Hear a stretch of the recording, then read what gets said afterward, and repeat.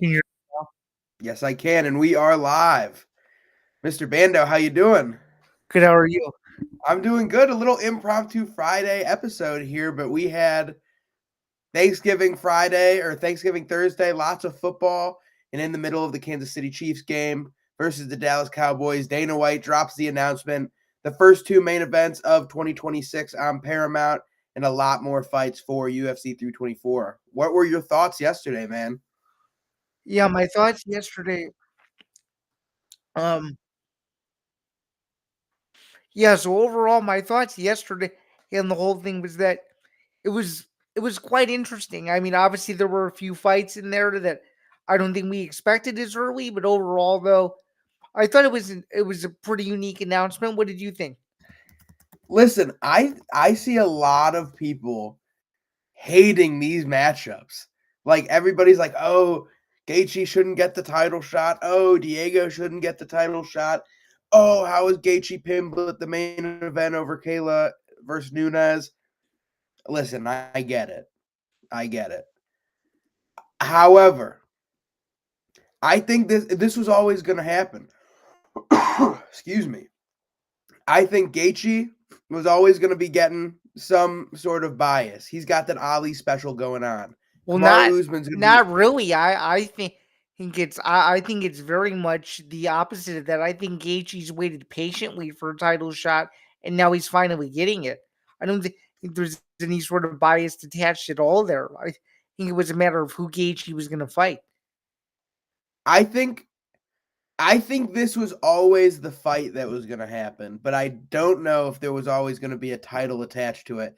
Like I think the biggest thing was like Gaethje was threatening he was going to retire if he didn't get a title, which is bullshit. He never would have done that. However, he deserved this title fight 2 years ago. I was there. He knocked out Dustin Poirier. He deserves the title shot right there.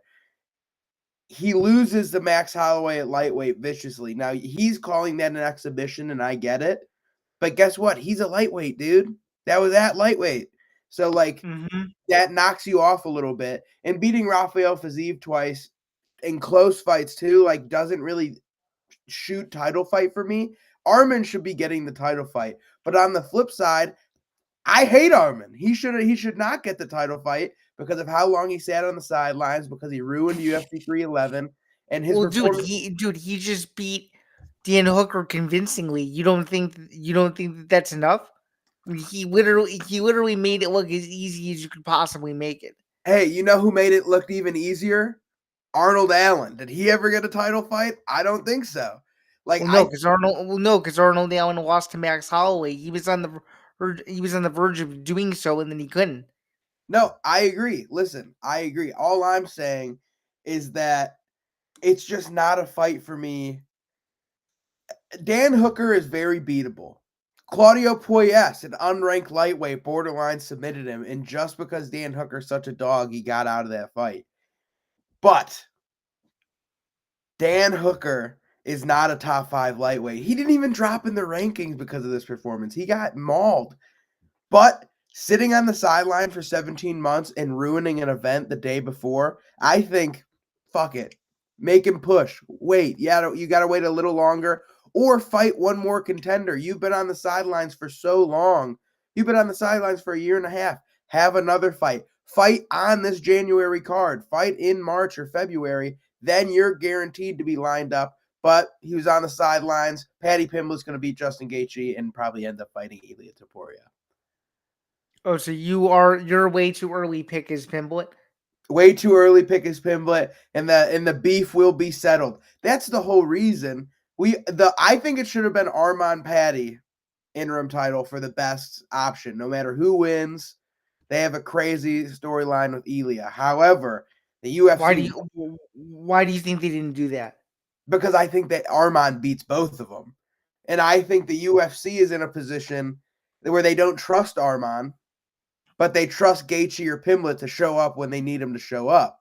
Well, and think about it. It's their first Paramount show, and they want people to watch it. And I know Armin's a popular guy. And Armand is popular, but think about it. Armand, if you went up to 100 people on the street, maybe three could tell you who he actually is. No, that's what I'm saying. I'm looking right now because he's got 3 million Instagram followers. I would say 2.5 of those 3 million are European. I would say so. And On I would argue too that more of those people only watch MMA and that's it. That's all they watch. I agree. And on the flip side of that, Justin Gaethje, he's got the same amount. He's got borderline 3 million, right? Patty Mhm. Pimblett's got 5 million followers, all English speaking. So I think if you combine both a massive 7 million person English speaking audience headlining this pay per view, and it makes sense that they're headlining over Nunes and Kayla, even though that's possibly the best women's fight of all time. Why do you think it makes sense? I think right now, if anybody's like, oh, yeah, what do you last remember from Amanda Nunes? She beat the piss out of Juliana Pena, but everybody still remembers her beating or losing to someone who's not good. And then I think everybody's like, "Oh, what do you think of Kayla Harrison?" It's like, "Oh, she's good. She's really good." But I don't think anybody's like, "Oh, me personally, Jack Gold, I love Kayla Harrison. I'm a big Kayla Harrison fan." But I don't think there's a lot of Kayla Harrison fans out there. You know what I mean? Mhm. So I think if you're headlining this fight, you need to have a bigger name fight. And I don't want to say like, "Oh, it needs to be a male," because this is a massive women's fight. But I think it makes sense that it's a dual title. You have a male and female title on the line. Pimblett and Gaethje are massive names. Harrison and Nunes are big names. We got some stuff cooking. I don't know.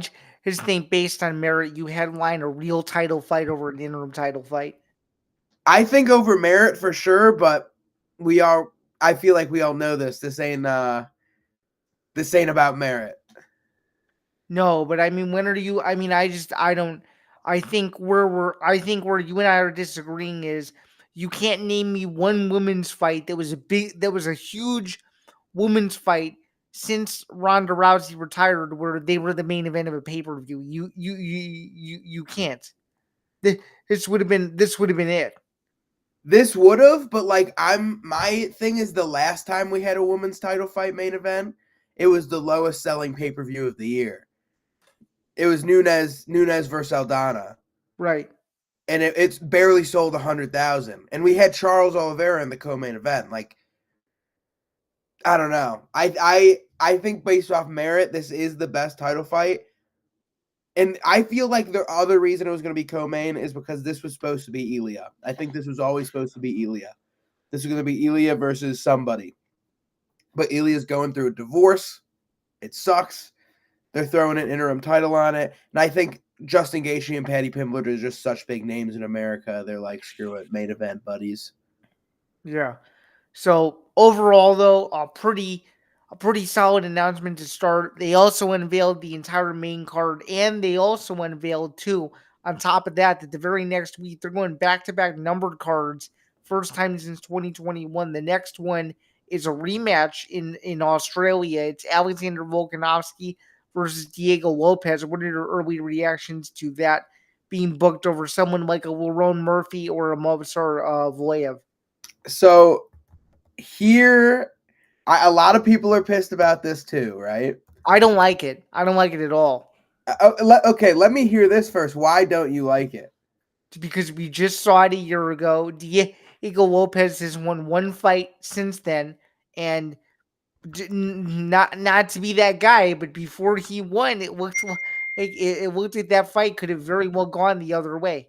So I don't know. I think it's a very risky rematch, considering that the first fight it was a good fight. He was competitive. He won a couple rounds, but it wasn't like he was it was a controversial decision that everybody had an opinion about. It was one of those where okay, we saw that fight. Volkanovski won and that was kind of it. I mean, I understand he's a popular guy, and I understand that he's an exciting fighter. But when you have Lerone Murphy, who just had a viral knockout 5-6 months ago, who clearly has shown that he's one of the most dominant fighters in that division, and that no one has really come close to even beating him, and it's a fresh matchup for Volk. I don't know. I feel like it's a wasted opportunity. And again, as I just alluded to, this Lopez fight is one we've already seen before, and it's not like Lopez worked his way back up and won 5 in a row. He won one fight against a guy in John Silva who's very exciting, but to me, I think he's a borderline title contender himself.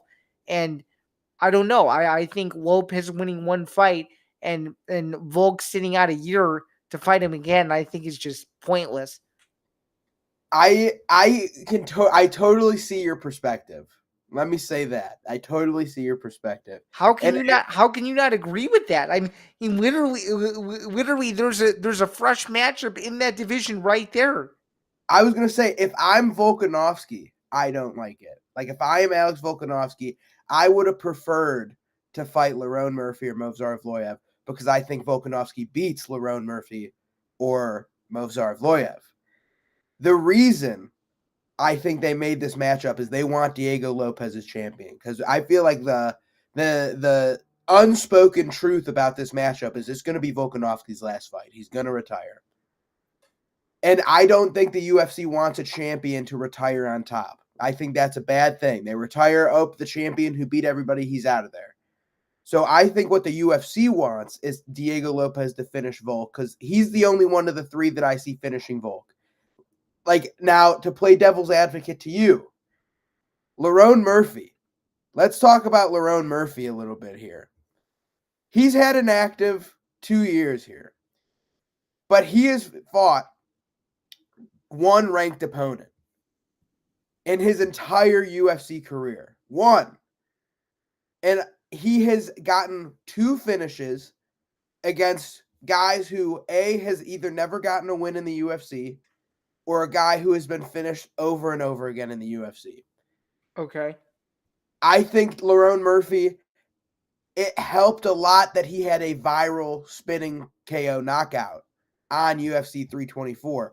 He is a decision machine. No, you mean UFC 319. That's what I meant. Sorry. But he's a decision machine. He beat Josh Emmett, and I say that's his most dominant fight because he won every moment of that fight. I would disagree with you. I think his most dominant fight was against Edson Barboza. Okay, I can agree with that as well. Barboza's a good one too because he's washed. But Dan Ige, that was a close competitive fight. Not ideal. Josh Kulabau, close competitive fight. You said no one's come close to beating him. I disagree. Gabriel Santos beat Lerone Murphy on a week's notice, and you can't tell me differently. The scorecard says split decision to Lerone Murphy. Gabe Santos won that fight 2-1. It was ridiculous. Gabe Santos was like minus 500 live odds going to the decision. Call me crazy. But and then the Aaron Pico one, yes, was that an awesome knockout? Guess what? Henry Corrales has done that to Aaron Pico too. A bunch of people have done it to Aaron Pico. The Movsar Evloev one, it's like, okay, I can understand how he's the number one contender, but he's the not number one contender. But we've had this conversation before where you and I both believe the UFC thinks he's too boring. That's why they won't. That's why they'll never think to pull the trigger. I agree. I think it's a mixture of that. And the guy doesn't fight. The guy does not fight. He will not have fought since December of last year or something, right? So his last fight was December 7th, 2024. Before that, it was January 20th of 2024. So give it literally an entire calendar year.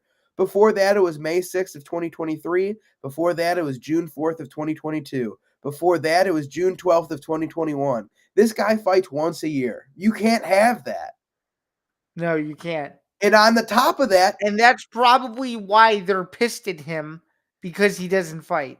And like his last 3 wins are great wins. And I don't know this for a fact. I'm just speculating. I'm sure they've offered him tons of fights that he's just straight up turned down for no reason. I agree. I've heard he's a nightmare. And on the flip, on like continuing this, his last 3 wins, his last 3 fights are awesome. Diego Lopez, Arnold Allen, Aljamain Sterling. Let's take a look here. Diego Lopez, like the Arnold Allen win is a great win. That was a great fight. Yeah.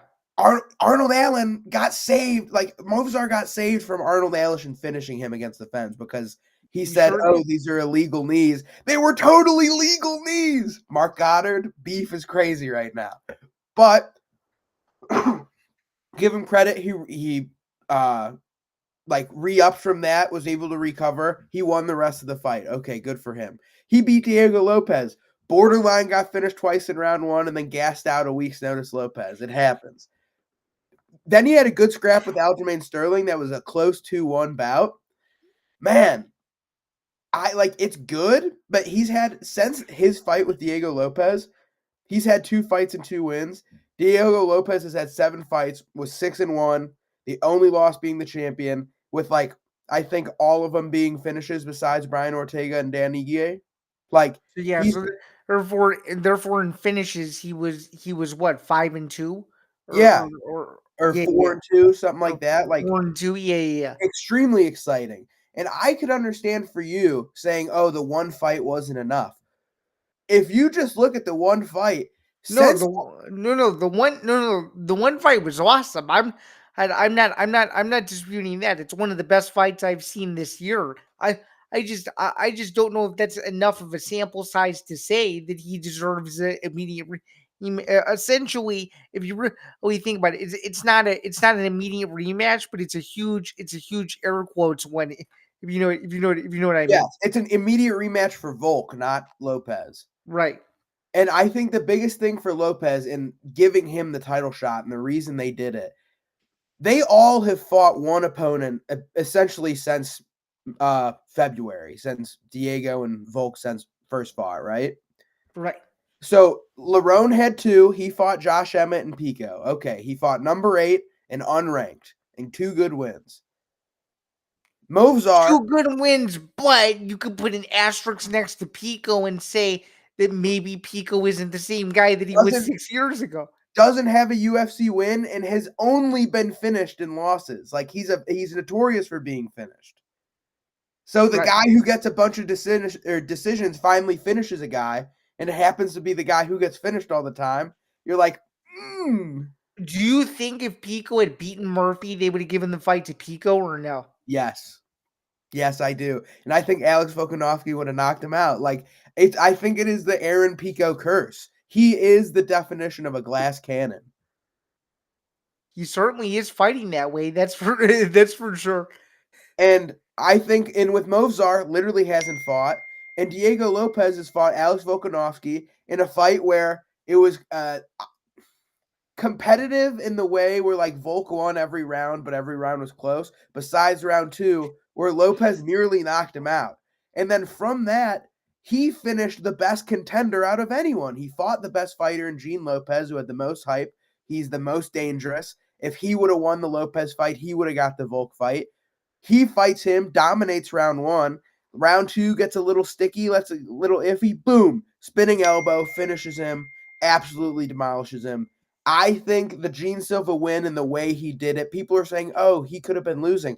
He won the whole first round dominantly. He had a bad couple minutes there, but then spinning elbow, boom, take care of business, sign the check. He got it done. It was just, I think his win, the way he did it, the way he fights, and I think knowing it's Volkanovski's last fight, they want Diego as the champion if he lose. If someone's going to beat him, they want it to be Diego because they can See, rely. I don't see how Volk loses in his hometown. I hope Volk wins. I am concerned that Diego will knock him out or will try to grapple him more, which I thought was going to be the first thing. But I think the reason they gave it to him over the other 2 contenders, they can rely on Diego to fight often and his fights to be exciting because he's never had a dull fight. No, that's for sure. But kind of switching gears to this co-main event now. Amanda Nunes. This is no disrespect to Amanda Nunes. She's the greatest female fighter I've ever seen. But please tell me that you are the only sane person that also believes the same thing I do. And that is the UFC is so desperate for contenders at 135 that it had no choice but to bring back the greatest champion they've ever had to fight Caitlin Harrison. Am I wrong? Am I wrong or am I right? They're so I mean, let's be. desperate. Let's be honest. If you look at the current top 10 right now, I think Caitlin Harrison beats every single one of them.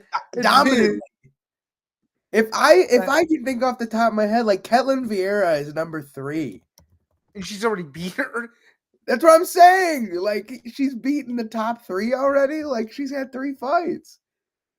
She has, let's look at these rankings here. Number 1, Juliana Pena, beat her.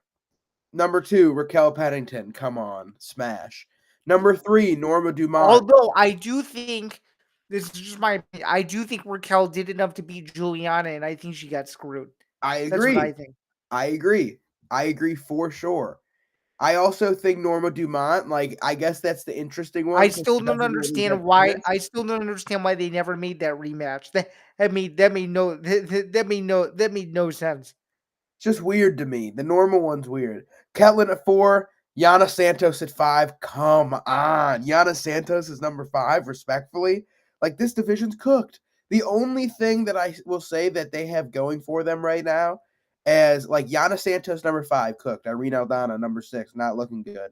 Number 7, Macy Chiasson, just lost. Number 8, Eileen Perez. Where is she gone? She was fighting a bunch. Now she hasn't fought in a while. Number 9, Carol Hosa. But here we go. Jacqueline Cavalcante at number 10. We have a prospect. Nora Cornell at number 12. We've got a prospect. Misha Tate is number 13 in the rankings. What are we doing here? And That may, Jocelyn Edwards looks that pretty may, good. that makes no sense whatsoever. None. She's only lost. But, it happens. And for the reason it not being the main event, I think that's why. I think it's just like a dead division. As good as they are, it's a dead division. Fair enough. I mean, do we think Nunes still has it, or do we think Harrison shows that this is a young person's game still, if you will?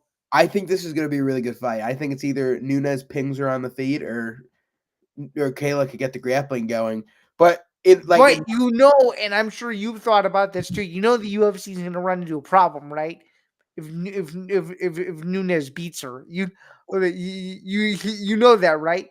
I was just about to say, it's like I kind of view this fight as the final fight of the UFC bantamweight division for women. Because it's like no matter what happens, it's like, okay, if Kayla wins, what do? We do a rematch with Nunes, and then if Nunes wins, we do a three-peat, and then the division's dead. Like, if Nunes beats, Which I think is a huge trilogy that they could sell. I agree. Like, if they want to keep the division, that's how they do it. They fight these three times in a row, get Larissa Pacheco in there, and keep this thing alive. But I think if Nunes wins, this division's dead, and she ends as the GOAT. She's the champ. She killed the division. Yeah, I think so too. Let's talk now from a general sense about what we think of this Paramount deal. Do we think, just on a grade perspective, that Paramount is getting what they want with these first two events? I think it'll be good. Especially because I kind of want to go into it a little bit too, like what Paramount's getting. This is a good card, like interesting fights, maybe not super huge names, but I'm excited for it. Like But to to say start off, that, this new, I'm more just saying from a model standpoint, like to say that this new model is free, and to say that everybody's going to be able to see it. I think they're getting some good quality fights for what would have been a pay-per-view card. for sure, for sure. I think it's going to be close to the WWE PLE stuff, but I think the biggest thing or the biggest thing I want to mention is that all these pay-per-views, numbered events are going to be an hour earlier now. So Which is like awesome. I agree. So for us, what it would have been is early prelims start at 5, prelims start at 7, pay-per-view starts at 9. It looks like the pay-per-view is starting at 8 Central Time now, 9 p.m. Eastern. Yeah. But I don't know if they're going to do less Which is what prelims now. which is what they tried to do. I don't know, you weren't watching the UFC at the time, Jack, but they tried to do that 15 years ago. Where they tried to do the events an hour earlier. They tried it for like 6 months and the numbers didn't do well. Maybe in a different era, maybe they do a little bit better. They tried it in 2010. I remember that. Interesting. The Mhm. thing I am interested about as well is, are we going to be getting less prelims? Like, are we potentially, do we have the whole card already at like 10 bouts? We've got 1, 2, 3, 4, 5, 6, 7, 8, 9. Let's say we get 10 bouts instead of having an 14. early prelims. Are we doing a 5 main card, 5 prelims, and we're doing a 6 and 8 start time? Like, I don't know. Yeah, good point. So we'll just have to see on that one. But the card as a whole right now, like for free fights, pretty good. Like we have Justin Gaethje, Patty Pimblett main event, Kayla Harrison, Amanda Nunes co-main event. That's awesome. We also have Sean O'Malley versus Song Yadong as the feature fight. Sean O'Malley putting up a very funny tweet last night. He doesn't beat his dong, but he's going to beat Yadong on February or January 24th. What do you think about That that is match? pretty. Um, it's a must-win for O'Malley. I mean, he's lost back-to-back fights to the same guy. Obviously, he's on the first Paramount card. He's not headlining it, but you could best believe that people are going to be tuning into the final 3 fights, and seeing his name near the top of the card doesn't suck. So, And I think Yadong's a fun opponent. Like I think if he tries to wrestle, it'll be a good fight. And if he tries to strike, I think Sean O'Malley's going to be fully back in his bag. And I think so too. I think so too. I would like that. We also have Waldo Cortez Acosta versus Derek Lewis. I heard that they were trying to make this for this weekend, but Derek Lewis wasn't ready, so they put it on the first Paramount card. Waldo's kind of putting together a little bit of a run here. What do you think? Yeah, let's see if Waldo can keep it going. These are the kind of fights where Derek Lewis shines, where he fights these prospects that, are on these big runs, and then they run into him and he looks really impressive. I think regardless of what happens, somebody's getting viciously knocked out. I agree. I've been a Waldo hater, but I think I'm trusting Waldo to get the job done. Early prediction. Next up, the opener of the card. My favorite fight of the night. I made a video last night and forgot to talk about it completely. Arnold Allen versus Gene Silva at featherweight. This is going to be a good one. I fear for Arnold Allen's safety here. Yeah, I do too. I think Gene Silva pieces him up. I think it'll be a good fight though. I do too. I'm very excited. If Mozart could rock Arnold Allen, I think Gene Silva could rock Arnold Allen. I We think so also have too. Nikita Krylov versus Modestas Bukauskas. Bukauskas getting a step up while Krylov's been knocked out a couple times, so he's getting a step down. What do you think about that matchup? Someone's getting finished in that fight, and I think Krylov wins because he knows that if he doesn't win, he's not going to be a factor in 205 moving forward, probably. I am undecided, but I'm early picking Krylov. We also have got Alexa Grasso versus Rose Namajunas. Very fun women's fight. I think it'll be a decision, but I don't know who I'm picking yet here. I think it'll be a very good one. What do you think? Yeah, I don't know who I'm picking yet either. I just know that that will be the least amount of buildup to a fight possible because neither of them talk. So that's gonna be the most boring out of all the fights on Paramount for the first card. That's gonna be one where people are gonna be like, "There's no hype for that whatsoever." I don't think.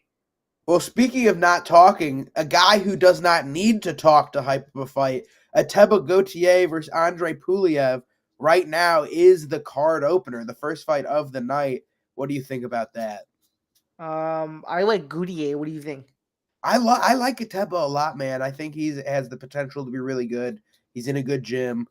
I think he's got the sauce. And a little bit higher on the card. Topology's got it on the bottom right now, but I know it'll probably be the featured prelim. We've got Umar Nurmagomedov making a comeback. That's gotta be the featured prelim for Yeah, sure. featured prelim for sure. Umar Nurmagomedov versus Davison Figueiredo for bantamweight. If Umar wins, he's probably getting a title shot next. Umar's gonna win, but it'll be Yeah, a good fight, man. I I'm think excited. Umar beats him because Figgy's getting up there, man. I think he got a good matchup his last time out against Montel Jackson, and I just think the pressure was too much for Montel, and I think that Figueiredo will go back to being Figueiredo again, and they'll probably have a Sandhagen type performance. Hopefully, it doesn't end in an injury, but I don't think it'll be very competitive. I don't think so either. I think Figueiredo's gonna kind of do what he's been doing his last couple fights. Like he is aggressive for the first couple minutes, and it kind of just seems like he falls off. Like he got Cody Garbrandt submitted quick, or 9 minutes, I guess, but he was grappling him heavy in that fight at UFC 300. Beats Marlon Vera by heavy grappling and dropping him once. But like Peter Yan cooked him. Corey Sandhagen hurt his knee bad. Montel borderline beat him. Like he could be on a 3-fight losing streak right now going into this Umar fight. I don't know. I'm not loving it. I think so too. This is sort of unrelated to anything we've discussed, but just as a reminder for those of you guys who are watching this, we were live today on YouTube, Twitch, and Kick. So, of course, you can check us out on all of those We're all platforms over. as well. At ETB Network, you can find this stream on my YouTube channel. You can find this stream on Jack's YouTube channel. As he just alluded to, we are everywhere. It's going to be definitely a fun beginning to this Paramount era. I'm just curious now as to how many events we're going to see a month and how often, I guess, fight nights are going to be versus numbered events, because I think it's going to be the most interesting schedule we've ever seen. Yeah, I'm interested. I'm interested to see because like who knows what's happening with the White House card? Who knows what's happening with the fight nights? Who knows what's happening with Contender Series? Like I think this is going to be a very interesting year. I heard rumblings they were supposed to do an Apex event on January 17th, and then they scrapped it to open the year with the numbered event. So they're Also, there's doing going to things be very no differently. There's going to be no January 17th event, huh? As far as I know, no. As far as I know. Interesting. We have a big break here of fights over a month. I'm going to be sitting here like Yeah, 5 weeks. itching like an addict. Like I don't know what I'll be doing. Every year this time comes around and I hate it. Yeah, 5 weeks for this one. It's the longest stretch of no events since 2020, which is will be, which is crazy to think about. Yeah, that's nuts. Yeah, just one final reminder because we haven't shouted them out today. The MMA Outsiders is powered by Novig, America's #1 sports prediction market, available right now in 35 states, including California, Texas, Florida, Georgia, and New York. On Novig, you're 10 times more likely to win long term compared to a traditional sports book because you're playing against real users and not the house. Sign up today and use the promo code ETB Network, that is ETB NETWORK, for exclusive bonuses. No bigger fans play smarter. Must be 21 or older to play. Please gamble responsibly. And if you have a gambling problem, please call 1-800-GAMBLER. All right, as we wrap up here in the final few minutes, Jack, are you looking forward to the Paramount era more so than maybe the entire ESPN era? Do you feel indifferent about it? Like, how do we feel about the UFC's new transition to a brand new network for the next 7 years? It'll just be interesting. I don't know if it's a good or bad thing yet. We'll find out. I hated the ESPN app. I have a blood feud with it. It never worked for me. So we'll see if Paramount's any better. I've heard from soccer fans that it was not the best. So we will see. Yeah, I'm hearing the same thing. I'm keeping my fight pass just in case anything goes down. um, Agreed. and I'm gonna be checking both feeds at the same time to see if they're in sync. That way I'm not crazy. Because then I could pick either one and choose whichever one I feel is the most convenient. Because I am hearing that Fight Pass is going to stay in the rest of the worlds. Well, that'll be a positive. Very nice. Very nice. So I think Fight Pass sticking. It may not be a factor in the United States, but will be a factor mostly everywhere else because they only made deals with certain countries so far. So they're gonna need Fight Pass in the majority of the world, I think. Agreed. Yeah. I am excited. I think it'll be a good time, man. It'll be good. I think so too. And then just briefly, because we have to talk about it because it's in our hometown. I guess your day before thoughts on RAFO 3, headlined by Chad Mendes and Michael Chandler. I am planning on going as a fan. Like I'm still planning on it. I hear the weather is going to be awful. Mr. Zan texted me last night. I was like, uh-oh. That is the reason why yours truly is not going. So yes, no longer going to the event, but I'm excited. It's a good one. It's Michael Chandler, Chad Mendes. There's some great women's wrestling on here. There's some Bo Bassett will be on the card, Joaquin Buckley, Spencer Lee. Like, man, it'll be good. I'm excited. Yeah, I think it's good. It's a good holdover for the fact that there's no UFC tomorrow night, I guess. Which, by the way, don't be surprised in this Paramount deal if we get UFC events on days that we used to never get them on. Like Sunday, like the White House card might be on a Sunday. Yeah. I mean, shoot, one day, hopefully, who knows, maybe the UFC and the NFL can band together and say, hey, after all the NFL coverage, it's going to lead into a UFC event at night on Thanksgiving. That would be ridiculous. Could you imagine? I think we got to do it on Sunday or Saturday. Is like basketball, not Saturdays. Like in the summer, like after basketball on a Friday or a Sunday, That'd and be going in UFC tonight. But that'd be awesome. You watch 7 hours of basketball and then it goes right into the UFC event. oh, a gambler's delight. They're sitting there in the cave for 14 hours. For 14 hours. But I have a theory. Do you think, even though it looks like they might do it on the White House fight, do you think they tried to get Connor back for this first one or no? no, come I on now. don't I don't think so. I don't think so either. Come on now. The silly stuff has got to go. The Conor McGregor stuff, he's out of here. He's done. He's cooked. He's washed. I hope you're I right. I I'm hope you're right, done. man. I hope you're right. With no UFC this weekend, what are you What are you planning on doing the entire weekend? Uh, that's a good question. I guess RAF. RAF is gonna take up that. I'm heading to Indiana today to do a little bit of a late Thanksgiving. I will be in downtown Chicago tomorrow and potentially tonight to prepare for the snow.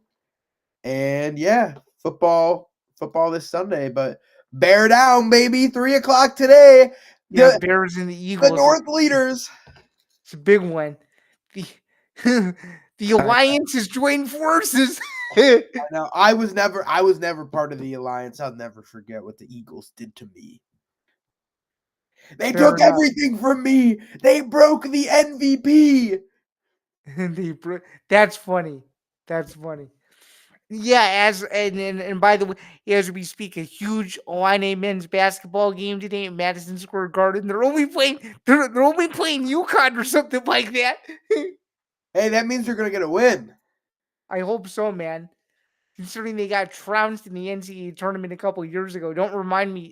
Don't remind me about that. But yeah, Oh, yeah, hey, bear down. Go Illini. Go whoever else teams you like, and let's go well, UFC. I'm gonna be crying after December 13th because I'll have nothing left. yeah. You're gonna be crying after December 13th, and shoot, by the time we do this next week, it'll be the final pay-per-view to ever air on ESPN ever. I can't Hey, believe it. never say never. They can always come back. It's true. Who knows if ESPN will have any involvement in any of this? Who knows? Because we still don't know what's going on with the Ultimate Fighter, and we still don't know what's going on with Dana White Contender Series. Yeah, I have no clue. But I So really think that's the news I got. If you got anything more, I'm happy to talk about it. But yeah, I don't think I have any other additional news other than the fact that this 5 week break is going to be really long. So cherish these last 2 weeks while you got them, and yeah, hey, maybe um, we'll do a couple shows breaking down our favorite stuff of the year. Like I'll make a PowerPoint, favorite knockouts, yeah, favorite fights. We'll do a show for that yeah, maybe. we got to. Yeah, had to do that. We got to make sure we integrate it into awards, and we'll probably end up doing a fun post modem show to cap 2025. Agreed. We still have to plan what we think that's going to look like, but right, but whenever that stream comes up mid to late December, we will definitely let you guys know for sure. For sure. And breaking news as of now, Okay, RAF 04, December 20th. David Carr versus Bilal Muhammad for the welterweight RAF title. what? Wow. I know, big wrestling match coming up. Bilal Muhammad's going to be the welterweight champion again. Except this time it's going to be in a completely different promotion. Different rule sets, different promotions, doesn't matter. He's got a belt. Yeah, that'll be interesting. Hopefully, RAF can keep building up some of their stars because if they have stars, then more people will come out. So, They're looking good, but I think that does it for me and Zan for the MMA Outsiders. Final yes, words, Mr. sir. Zan. I don't think so. That was another fun edition, episode 145. Hey, we will see you back here next week to preview UFC 323 and so much more. And yes, Jack and I are both very sad that the schedule is winding down, but we will, I guess, make do with what we have. Stay warm for those of you in the Midwest, and we will catch you guys next